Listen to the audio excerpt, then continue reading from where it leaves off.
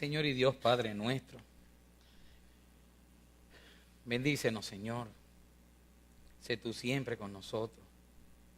Sé propicio a nosotros, Señor. Permite, Padre, que esta noche no tanto nuestro intelecto, Señor, sino nuestro espíritu se doblegue a ti, Señor. Nuestro corazón se incline también, Señor, a buscar las enseñanzas que tú nos muestras por medio de tu palabra. Ayúdanos, Padre, a que cada corazón esté dispuesto a entregarse enteramente a ti. Te lo pedimos por Jesucristo, Señor y Salvador nuestro. Amén. Hermanos, tomen asiento, por favor.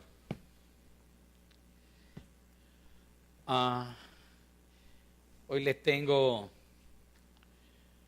una reflexión personal y se la he querido traer PowerPoint, y yo cada vez que hago esto es con la doble intención de que no solamente acaparar un poquito más la atención de ustedes, sino también de hacerlo audiovisual y que se le pueda fijar algunas que otras enseñanzas de lo que aquí estamos presentando. Amén.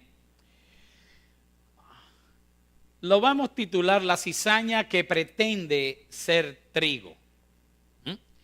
Y para ello vamos a basarnos hoy en lo que es la lectura que vamos a encontrar a partir del Evangelio de Mateo, el capítulo 13. Yo diría que es casi el capítulo 13 completo, pero vamos a escoger esta parte que se refiere a lo que es el trigo y la cizaña. Algo tan hablado, se ha dicho de todo. Sin embargo, les voy a confesar algo.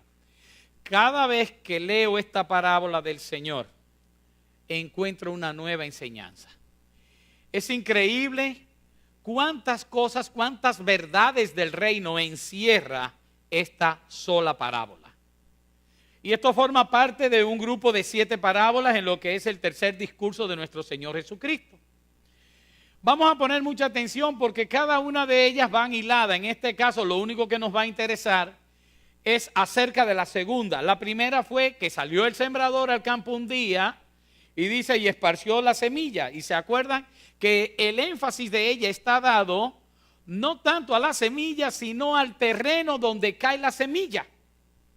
Y esto es, inmediatamente él acaba eso, dice, les refirió otra parábola, o sea, Mateo 13, versículo 24, inmediatamente acabando, que explica que aquel que da mucho fruto es el que cayó en una tierra buena, en una tierra fértil, una tierra preparada, y dice que dio al 30 por 1, al 60 y al 100 por 1, explicando que eran las personas que habían escuchado la palabra, oyendo la palabra, dice, y entendiéndola.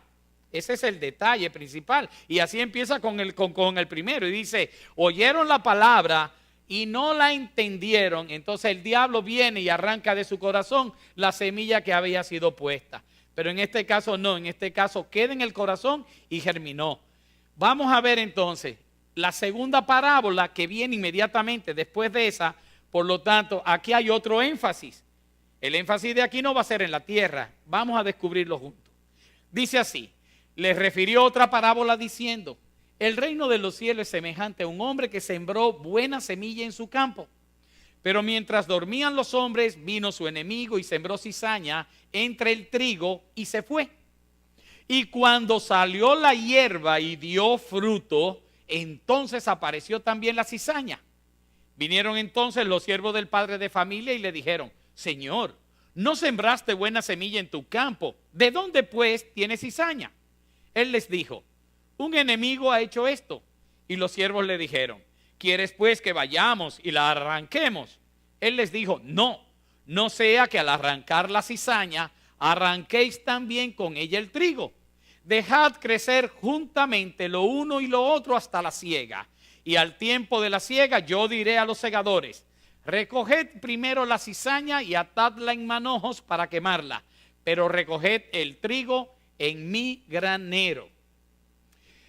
Miren, las parábolas según el diccionario, el Wikipedia, que es el que regularmente nosotros buscamos mucho por la facilidad del internet, dice que designa la parábola como una forma literaria consistente en un relato figurado, del cual por analogía o por semejanza se deriva una enseñanza relativa a un tema que no es el explícito, o sea que no es el tema que está tratando.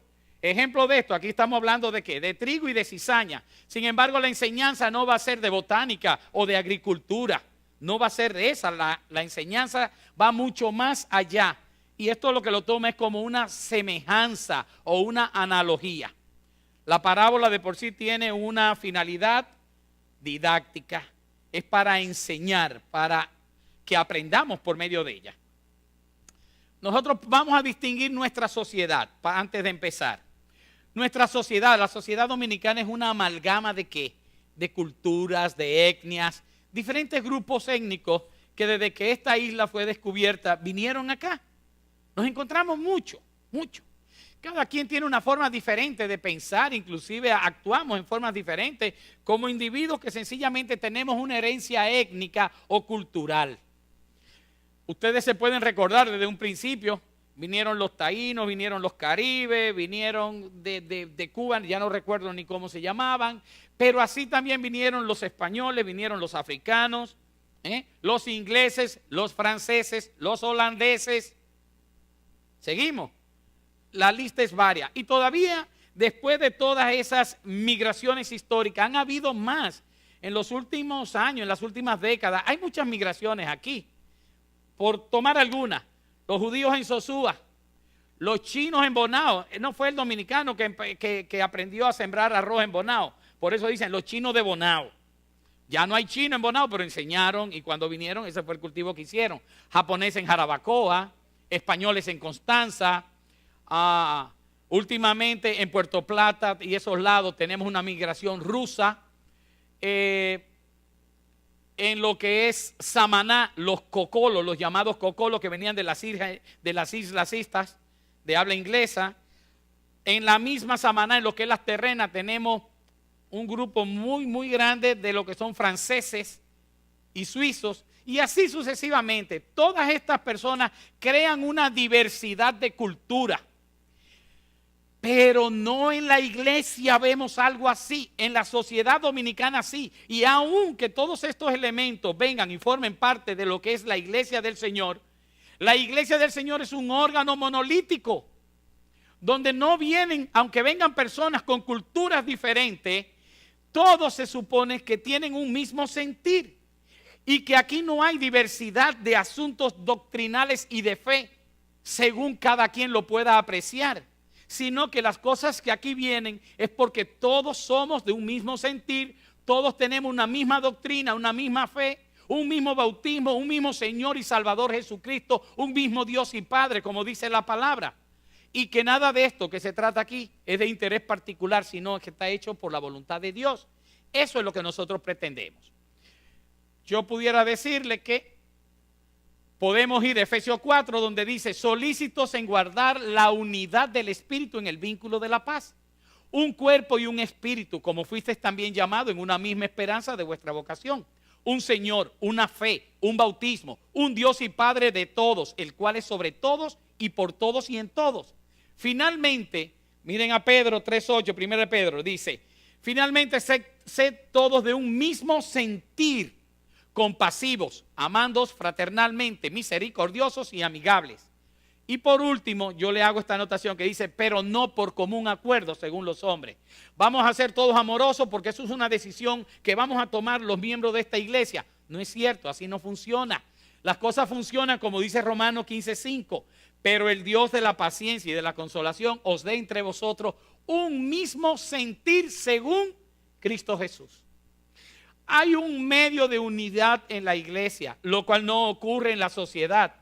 En la sociedad todo el mundo vive según sus costumbres, respetando las leyes, claro, según su idiosincrasia. Tú educas a tus hijos de una manera, fulano de la otra y yo de la otra.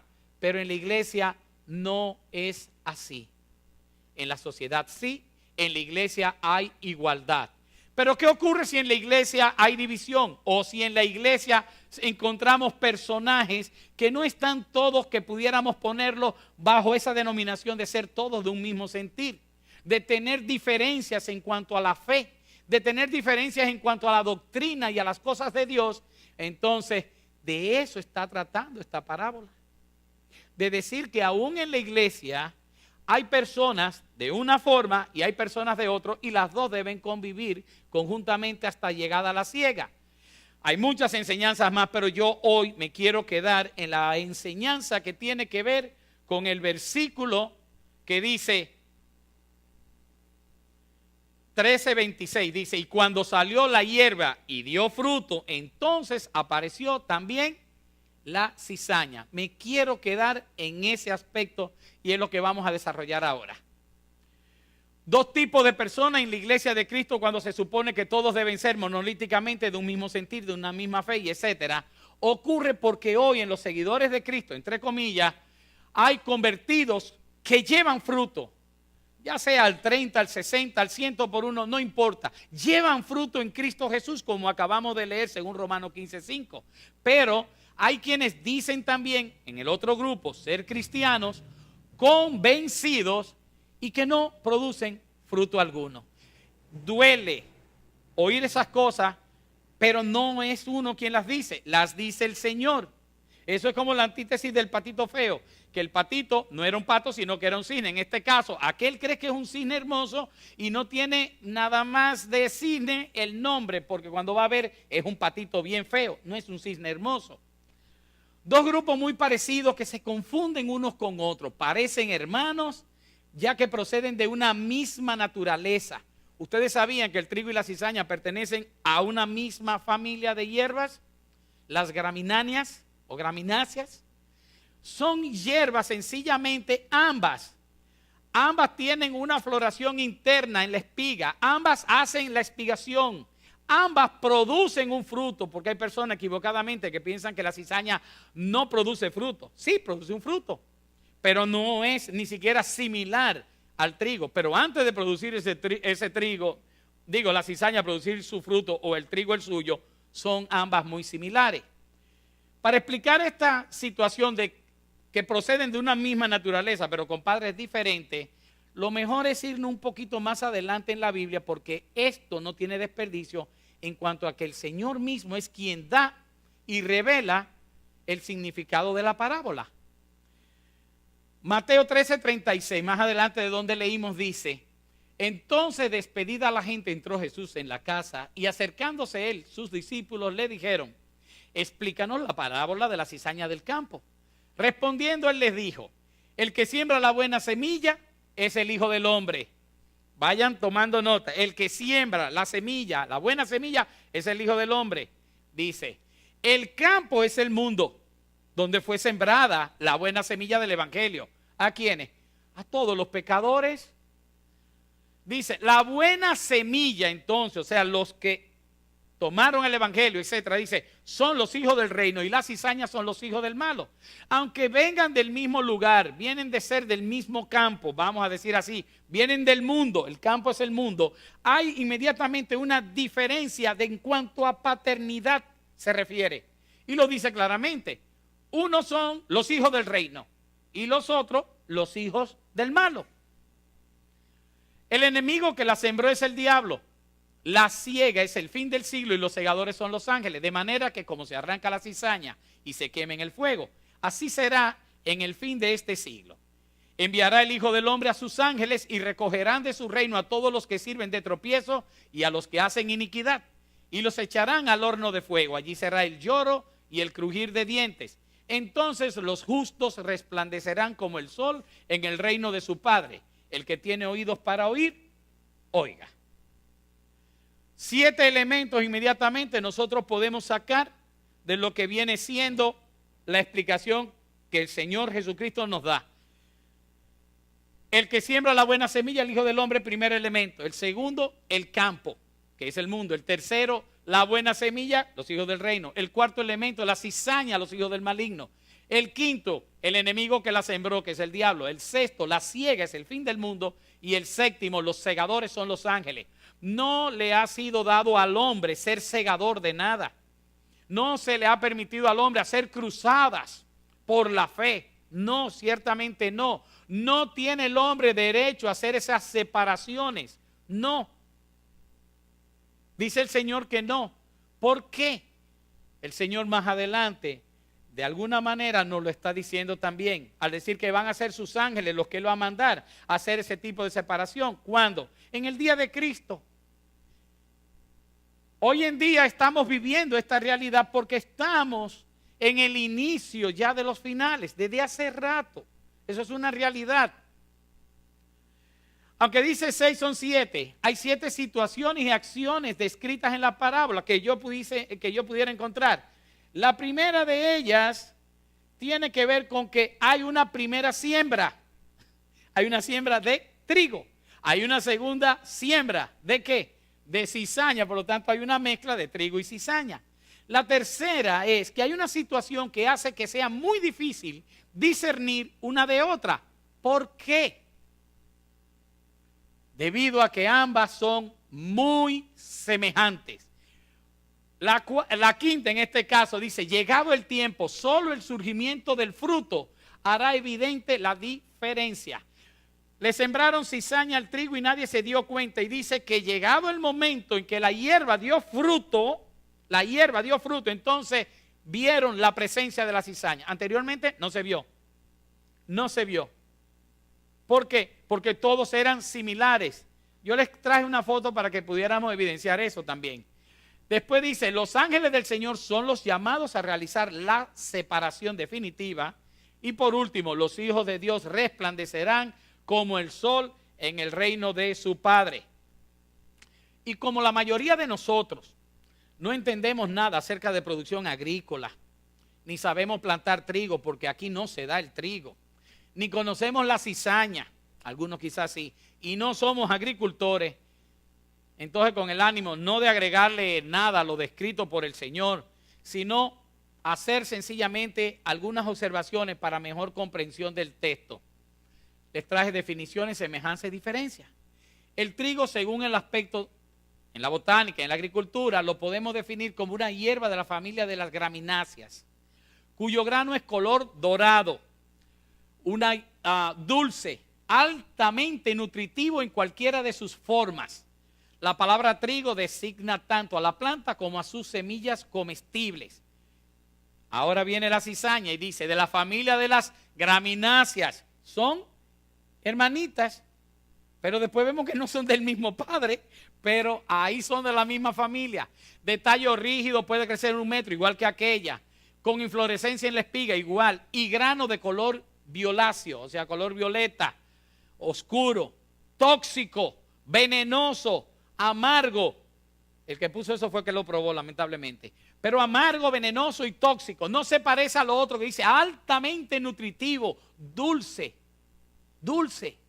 O sea, hasta ahora estamos viendo que son muy diferentes y solamente tienen de similitud el que pertenecen a una misma familia.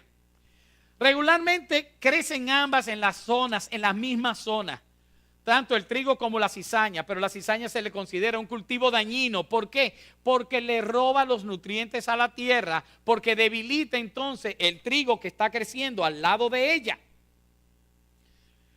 Dice que la similitud entre estas dos plantas es tanta que en algunas regiones la cizaña suele denominarse, o sea, tiene el nombre de falso trigo o hierba triguera. Eso es porque parece un trigo. La siega no es más que la actividad agrícola que consiste en cortar o recolectar las hierbas o los cereales maduros. La siega del trigo se hace en verano. Hay una época para la siega, no cuando nosotros queremos, sino hay una época dispuesta. El fin del siglo, el día de Cristo, es una época dispuesta por el Señor. Y cuando Él venga es porque ese es el momento dictaminado por el Señor. Dice, es el conjunto de hierba o cereales maduros cortados. Atiendan bien aquí. El fruto es que hace la diferencia, porque vimos que son muy parecidas y se confunden. Dice el verso 26, cuando salió la hierba y dio fruto, entonces apareció también la cizaña. En la parábola esta del sembrador, lo que estamos viendo, que el énfasis, como le dije en un principio, estaba dado acerca del terreno donde caía la semilla, que venía siendo la disposición del corazón al recibir la palabra, entenderla, hacerla suya. Pero luego el fruto es la evidencia de una buena cosecha. En la parábola del trigo y la cizaña, que es la que estamos viendo hoy, continúa el énfasis en producir frutos o no, pero su presencia es la que denota y hace la diferencia entre lo auténtico y lo falso. Eso es lo que hace. El fruto hace la diferencia, el fruto y no las apariencias. Porque mientras tanto, sencillamente no las tocamos. Nadie se va a comer una cizaña hasta tanto no vea la diferencia ya, la evidencia. En Mateo 7:14 dice: guardados los falsos profetas que vienen a vosotros con vestidos de ovejas, pero por dentro son lobos rapaces, parecen ser ovejas. Más adelante: por sus frutos los conoceréis. ¿Acaso se recogen uva de los espinos o higo de los abrojos? Así todo buen árbol da buenos frutos, pero el árbol malo da frutos malos. No puede el buen árbol dar malos frutos, ni el árbol malo dar frutos buenos. Todo árbol, y vuelve y se repite, la idea es la misma, todo árbol que no da buen fruto es cortado y echado al fuego. Igual que la cizaña, su fruto no es bueno, cortado en manojo, recogido y echado al fuego. Así que por sus frutos les conoceréis. Ahí está. Inmediatamente, si ustedes ven aquí la característica de la cizaña, semejante pero mucho, se evidencia su presencia cuando aparecen los frutos o los granos. Su grano es violáceo y tóxico y no permite que el verdadero trigo crezca a plenitud. Si ustedes se dan cuenta, el de la izquierda es el trigo y el de la derecha es la cizaña. Ambas espigan, las hojas son las mismas, el tallo es el mismo, la altura es el mismo. Hay varias diferencias. Miren, cuando una y otra maduran, el trigo inmediatamente empieza a cambiar de color y se va convirtiendo cada vez más amarillo y se va llenando y sus espigas se van doblando. ¿Por qué? Por el peso de los granos.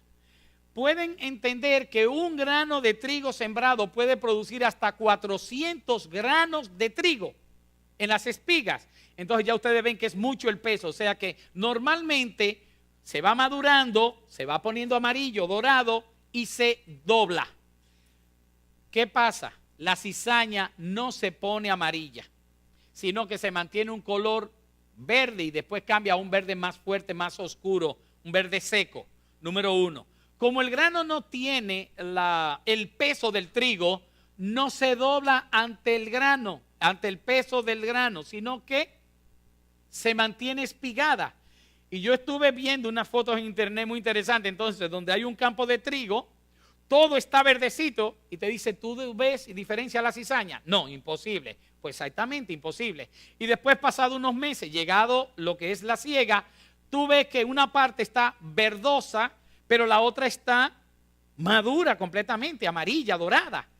Y entonces tú también ves que las espigas de una están duritas, erguidas, orgullosas diría yo, y las otras están bien humildes ya, bien cargadas de fruto, dobladitas para abajo. O sea que no solamente el color, sino también la dirección de una y otra ya te dice cuál es cada cual. Entonces ese es el momento propicio para el corte. Ese es el momento del corte.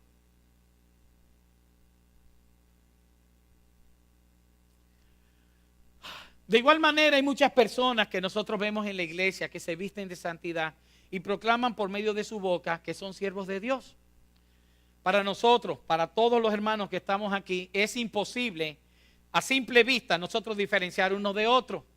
Esto no se está refiriendo a la iglesia como institución, la iglesia evangélica, bautista, cristiana.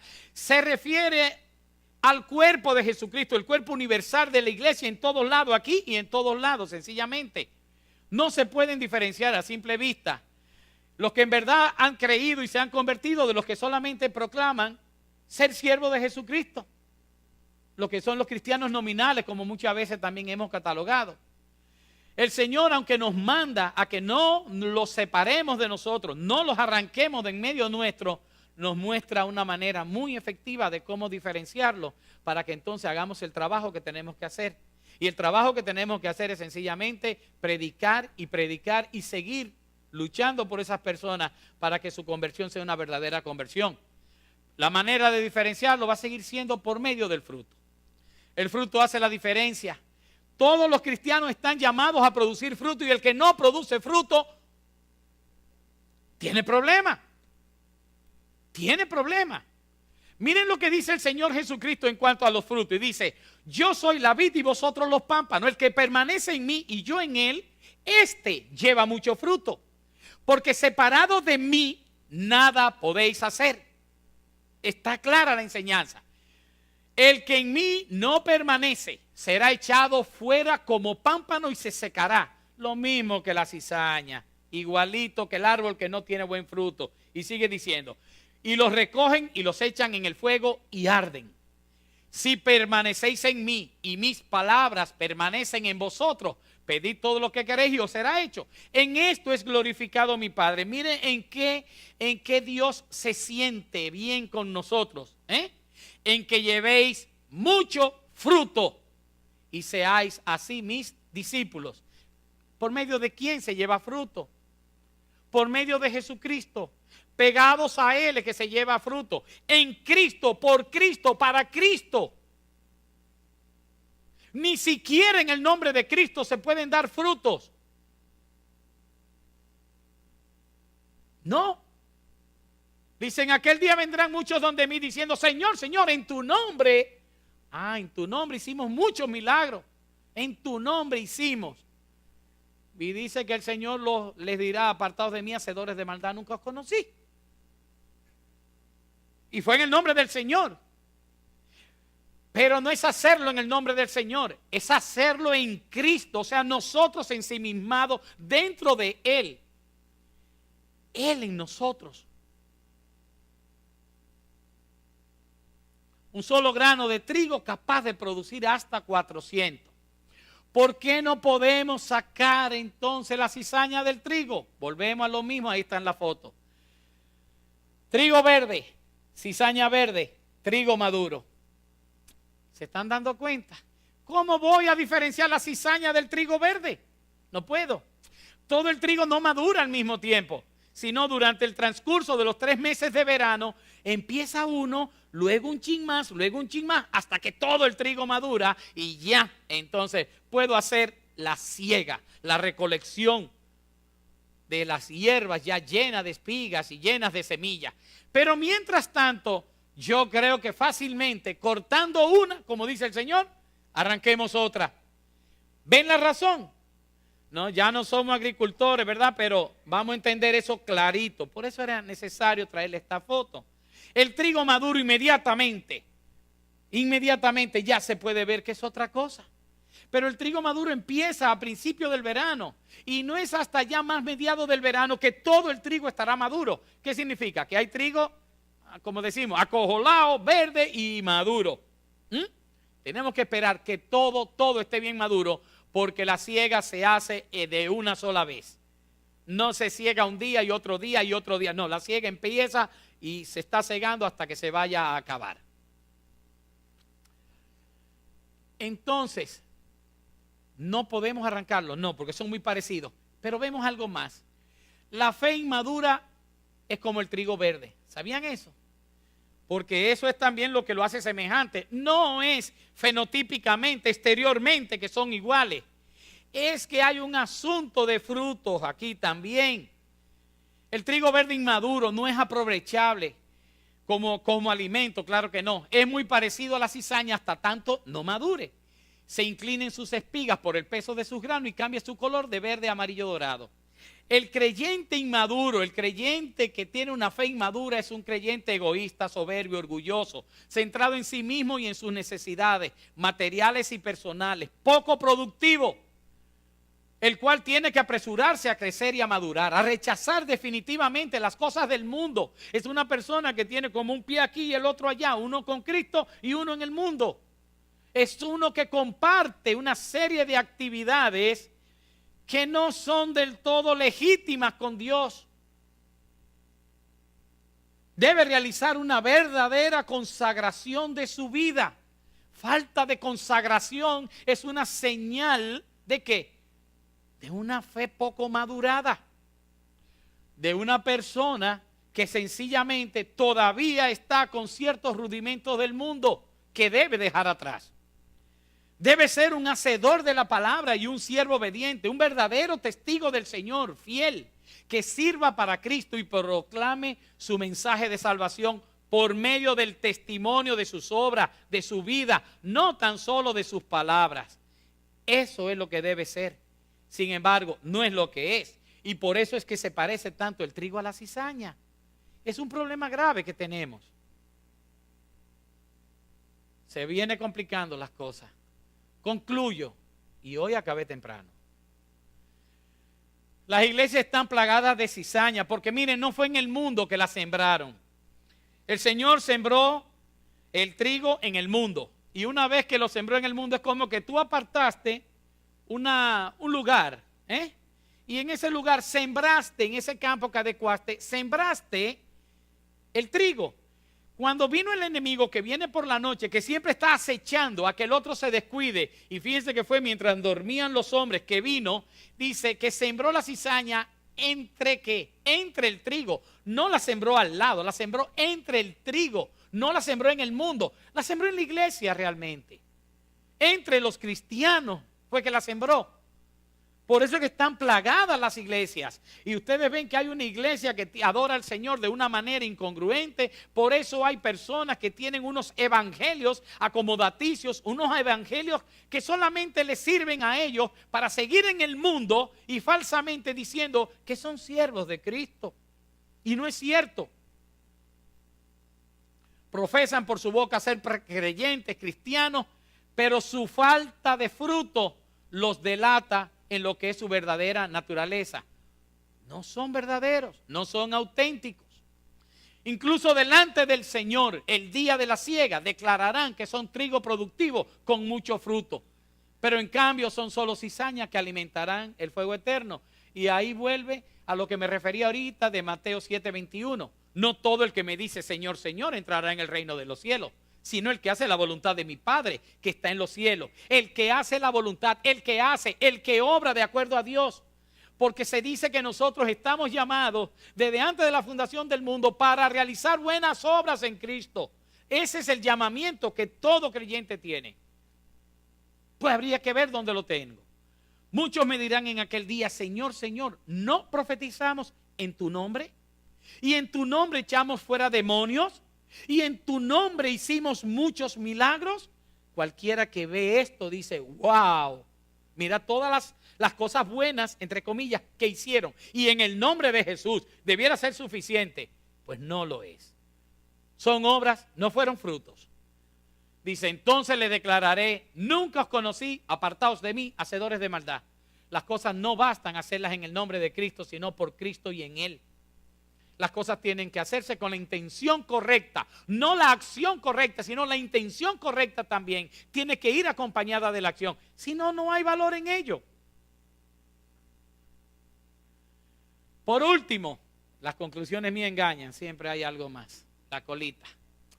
Aprovechemos y hagamos una reflexión, todos nosotros pidiendo al Todopoderoso que nos dé conocimiento para visualizar y reconocer en cada uno de nosotros nuestra posición con respecto a lo que en realidad somos.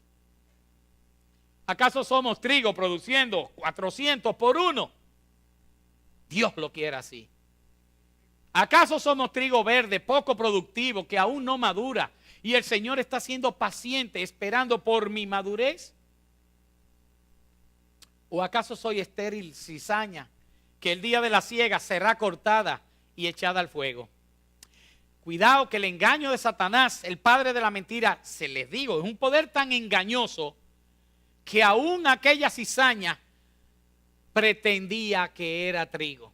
Él mismo creía que era trigo y no era más que cizaña. Ya no es lo último. Yo diría que la oración que yo y todos nosotros debemos hacer es esto. En Filipenses encontré como Pablo decía, y esto pido en oración, que vuestro amor abunde aún más y más en ciencia y en todo conocimiento, para que aprobéis lo mejor a fin de que seáis sinceros e irreprensibles para el día de Cristo, llenos de fruto de justicia, que son por medio de Jesucristo para gloria y alabanza de Dios Amén. Así es como quería terminar esto. Amén, hermano.